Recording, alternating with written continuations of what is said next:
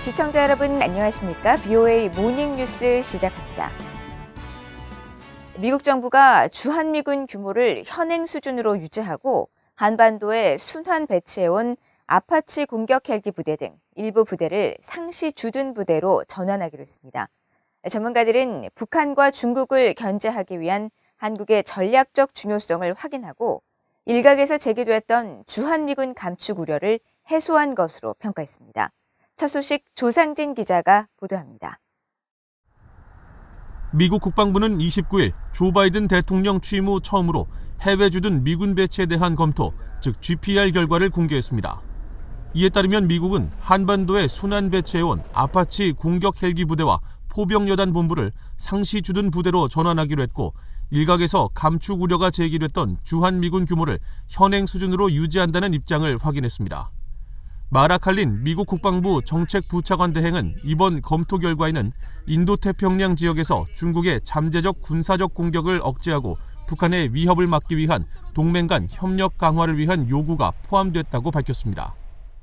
The Global Posture Review directs additional cooperation with allies and partners across the region to advance initiatives that contribute to regional stability and deter potential military aggression from China and threats from North Korea. 한국의 전문가들은 바이든 행정부 출범 이후 국방수권법안에서 주한미군 감축 제한 규정이 삭제되면서 나왔던 우려가 해소된 것으로 평가하고, 전임 트럼프 행정부 시절 흔들렸던 미한 동맹을 확고히 하고 주한미군의 위상을 한층 높이는 의미가 있다고 분석했습니다. 순환 배치에 따른 공백을 한국군이 자발적으로 그동안 메워왔었거든요. 그런데 이 부분을 다시 상시 배치를 한다는 얘기는 주한미군 전력의 대폭 증강을 의미하고요. 그러니까 이번은 트럼프 정부 시기에 한미동맹, 주한미군의 위상의 불확실성이 완전히 해소되는, 미중 전략 경쟁에서 주한미군의 위상을 더 강화하는 개념으로 이해될 수 있고요. 한국국가전략연구원 신범철 외교안보센터장은 미국이 안보 공약을 거듭 확인시켰다는 점에서 한국 국민들에게 매우 긍정적인 메시지를 보냈다고 평가하면서 북한에게는 매우 실망스러운 결과가 될 것이라고 지적했습니다. 북한에 대해서는 미국이 결국 큰 틀에서는 중국 견제를 하면서 그러한 맥락에서 북한을 견제하지만 한반도의 안정적인 주한미군 주둔이 지속된다는 점에서 한미 동맹 약화를 기도했던 북한의 전략적 입장을 고려할 때는 불편한 마음이 들 것이라고 봅니다. 한국국방연구원 출신 김진무 숙명여대 교수는 이번 검토 결과가 중국 견제에 초점이 맞춰졌다는 점에서 대북 억제를 넘어 중국 견제 등 해외 미군의 역외 작전을 위한 주한미군의 전략적 유연성이 강화될 것으로 관측했습니다. 전문가들은 또 미국의 이번 해외 주둔 미군 배치 검토 결과는 주한미군 철수 등 대북 적대시 정책 철회를 요구하고 있는 데 대한 미국의 대북 경고 메시지 성격도 있다고 지적하고, 미국은 북한의 요구에 양보할 뜻이 없고 강한 억지력을 유지하겠다는 의지를 분명히 한 결정이라고 분석했습니다. VOA 뉴스 조상진입니다. 불법 한적으로 의심되는 북한 선박들의 활동이 최근 늘고 있습니다. 이에 대한 각국의 감시 활동도 강화되고 있는 가운데 국무부는 국제사회의 대북 제재 이행 중요성을 거듭 강조했습니다. 함지하 기자의 보도입니다. 선박의 실시간 위치 정보를 보여주는 마린 트래픽 지도에서 지난 23일 중국 산둥성 스다오항 동쪽 약 30km 지점에 북한의 유조선 세별호가 포착됐습니다. 세별호는 지난 2019년 2월과 9월, 11월에 유엔 안보리 대북제재위원회 전문가 패널이 중국 동중국해 타이완 인근 해상에서 다른 선박과 환적 행위를 했다고 지적했던 바로 그 선박입니다. 미국 검찰 역시 지난 4월 싱가포르 국적자 소유의 선박 커리저스호에 대한 몰수 소송을 제기할 당시 커리저스호가 2019년 9월 선박 간 환적을 통해 북한 선박 세별호에게 2,871톤에 달하는 휘발유를 넘겼다고 밝혔었습니다. 그런데 신종 코로나 바이러스 사태 이후 움직임이 없던 세별호가 다시 포착되면서 선박 간 환적 등 불법 활동을 재개한 것으로 보입니다. 북한이 선박 간 환적 등을 통해 건네받은 유류가 하역되는 남포항에서도 연일 새로운 움직임이 포착되고 있습니다.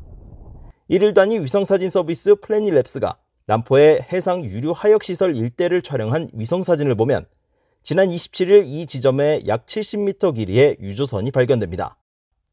이런 식으로 11월 한 달 동안 남포항 근처에 머문 유조선만 최소 10척에 달했습니다. 이와는 별도로 최근 북한이 기존 유류 탱크 밀집 시설에서 약 700m 떨어진 곳에 건설한 유류 하역 부두에도 지난 16일에서 27일까지 약 열흘 동안 유조선 6척이 정박한 것으로 확인됐습니다. 신종 코로나 바이러스 사태가 본격화한 지난해에는 이들 유조선의 움직임이 눈에 띄게 줄었지만 최근 다시 증가하는 조짐이 감지되고 있는 겁니다. 이에 대응한 국제사회의 선박간 환적 단속도 강화되고 있습니다. 지난 9월 불법 선박간 환적 감시를 목적으로 영국이 호위함을 파견한 데 이어 호주와 프랑스, 캐나다, 뉴질랜드, 독일도 초계기 등을 보내 감시 활동에 동참하고 있습니다. 미국 국무부 잘리나 포터 수석 부대변인은 29일 전화 브리핑에서 최근 북한의 선박간 환적 재개 조짐과 관련한 BOE의 질문에 국제사회 제재 이행의 중요성을 강조했습니다.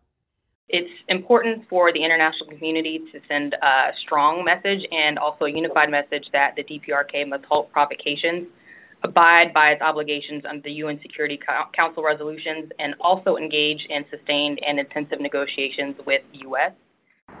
포터 부대변인은 이어 북한에 대한 유엔 안보리 결의는 여전히 유효하다면서 미국은 모든 유엔 회원국들이 관련 규정에 따른 의무를 이행할 것을 촉구한다고 밝혔습니다. BOE 뉴스 함재합니다. 미국과 일본의 북핵 수석 대표들이 전화회담을 갖고 대북 정책에 대한 미한일 공조와 북한의 핵과 미사일에 대한 협력 의지를 거듭 확인했습니다.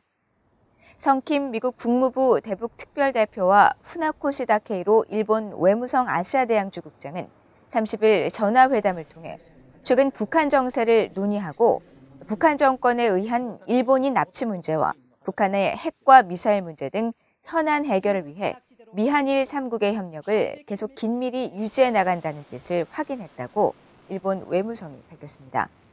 한편 기시다 후미오 일본 총리는 29일 샤를 미셸 유럽연합 EU 정상회의 상임의장과 전화회담을 갖고 향후 북한 문제에 대한 협력을 이어나가기로 합의했으며 북한의 일본인 납치 문제 해결에 있어서도 상호 간 협력을 이어나가기로 했다고 일본 외무성은 전했습니다. 반기문 전 유엔 사무총장은 한국 문재인 정부가 적극 추진하고 있는 한국전쟁 종전선언과 관련해 안보 태세를 이완시키고 북한의 유엔사 해체와 주한미군 철수까지 주장하는 빌미를 주게 될 것이라고 지적했습니다. 반기문 전 총장은 30일 한미동맹재단과 주한미군 전후회가 서울에서 개최한 한미동맹 관련 회의 기조연설에서 문재인 정부가 임기 말 종전선언 성사를 위해 물밑에서 전력을 다하고 있는 것으로 보인다면서 이같이 밝혔습니다.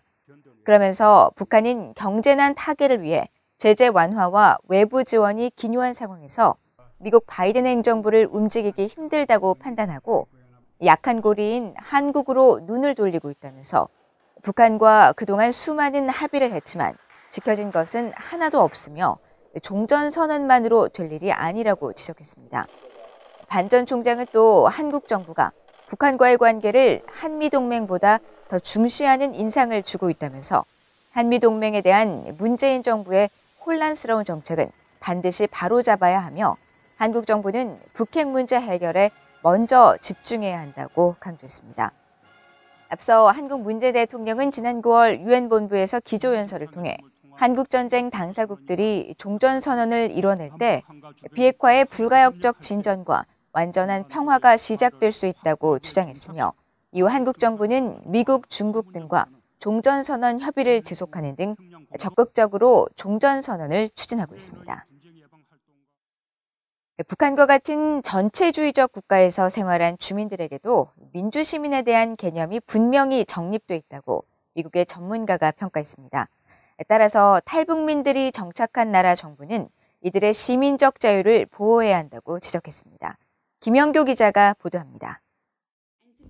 시나 그리튼스 텍사스대 정치학 교수는 29일 미국의 민간 연구단체인 전략국제문제연구소 CSIS가 주최한 화상 간담회에서 북한 주민들도 민주적인 시민 정신의 중요성을 알고 있다고 말했습니다.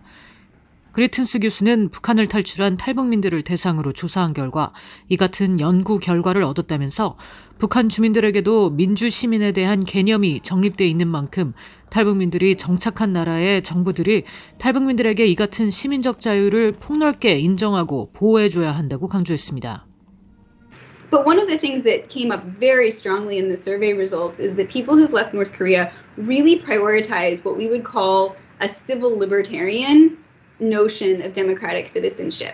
So overwhelmingly, like off the charts, people will say that the purpose of a democratic government is to provide people with their individual rights and freedoms. 이날 간담회에 함께 참석한 앤드류 여 브루킹스 연구소 한국 석좌는 2010년대 중반까지 북한의 사회체계를 장마당과 같은 북한 내 시장이 변화시킬 수 있다는 낙관적 시각이 있었지만 신종 코로나 바이러스 확산에 따른 북한 당국의 국경 봉쇄 이후 이 같은 낙관적 시각이 많이 줄어들었다고 지적했습니다. 그러면서 2년에 가까운 엄격한 국경 통제와 함께 북한 정권이 자본주의적 사상과 외부 문화 영향을 철저히 막고 있는 탓에 북한 내 통제가 전보다 훨씬 더 강화됐다고 우려했습니다. This has been going on even before the pandemic, but since the pandemic, they've really tightened their grip on the markets, trying to take control of the economy again. And so even though the market has shrunk just naturally because of the pandemic, I think the state has become less open to it. 이날 대담에서는 또 중국 정부의 지속적인 탈북민 송환에 대한 비판의 목소리도 나왔습니다. 캘리포니아 주립대 브리짓 코진스 교수는 중국 정부의 계속되는 탈북민 송환은 최악의 어려움을 겪고 있는 북한 주민들의 고통을 더 가중시키고 있다고 지적했습니다.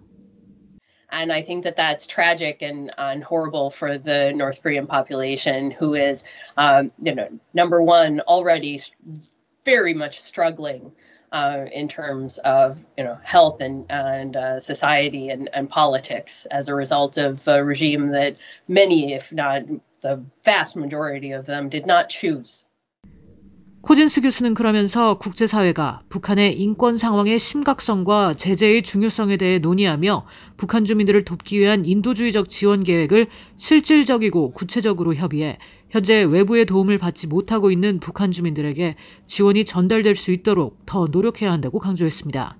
VOA 뉴스 김현교입니다. 제3국에 체류하고 있는 탈북민도 한국 헌법상 한국 국민으로서의 지위를 보장해야 하며 한국 정부는 북한 이탈 주민들의 정착과 보호를 위한 사회적 또 외교적 대책을 마련해야 한다는 지적이 제기됐습니다. 백범석 한국경희대 교수는 30일 한국 국가인권위원회가 주최한 2021 북한인권 국제심포지엄에서 지난해 한국 정부가 범죄 혐의 등을 이유로 강제 북송한 탈북 선언을 예로 들면서 탈북민들이 한국에 입국하고 귀순 의사를 보였다면 강제 북송이 아니라 한국 법에 따라 보호해야 한다면서 이같이 밝혔습니다. 김석향 이화여대 교수도 탈북민들이 제3국에 체류하고 있다고 해도 강제 북송의 위험 없이 편안하게 거주할 수 있는 권리를 확보해 주는 것이야말로 북한 인권 해결의 첫 걸음이라면서 중국 정부가 탈북민을 강제 북송을 하지 못하도록 한국 정부가 국제 공론화 방안을 모색해야 한다고 강조했습니다.